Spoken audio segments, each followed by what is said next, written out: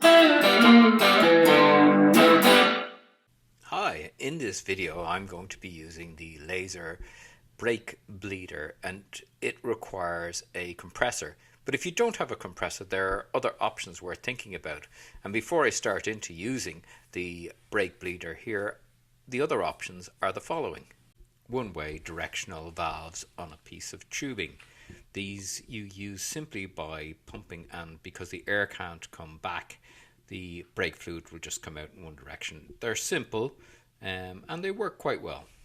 The other option is to replace the bleed nipple with an automatic bleed nipple, which again has a one-way action. So in other words, that when you open it, only the brake fluid can come out, but air cannot go back in. These are very good. I've used these on motor gutsies on the rear brakes when they were quite difficult to do, and very successful.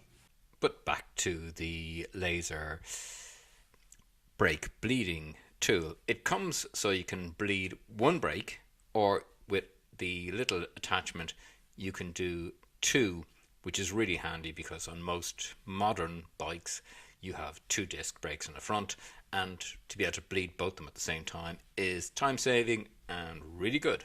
First thing to do is to remove the front brake master cylinder cover. Then there's a plastic secondary cover, and then there's the diaphragm under that, the rubber part. Connect your bleed tool to your compressor if you have not already done so.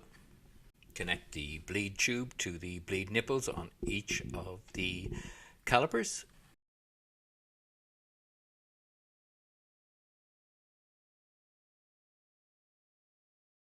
Pull the handle and put into the clip. This will keep the compressor running. With the compressor now sucking on both tubes, you open both of the bleed nipples. Be ready with your brake fluid and make sure that the master cylinder doesn't run out of fluid, otherwise you're sucking back in air into your brake tubes, which is not what you want. When you see no air bubbles and the fluid is running clear through the tubes, tighten both bleed nipples.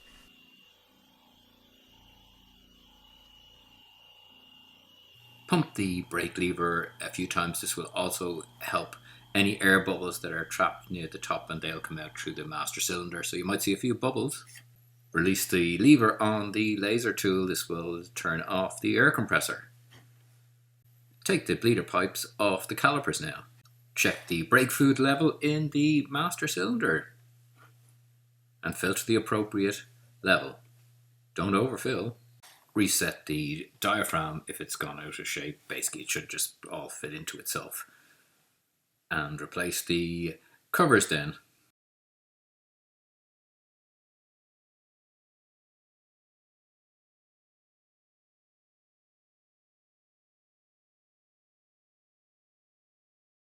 Fully tighten the screws on top of the brake master cylinder, and then check the brakes at the lever again. This is always good. You don't want to head out on the road and discover you've got no brakes. To finish up, you can hang the cables. They have little hangers so that the remaining brake fluid in the pipes flows back into the container, and the job is done. Please like, comment, share, subscribe. Thank you.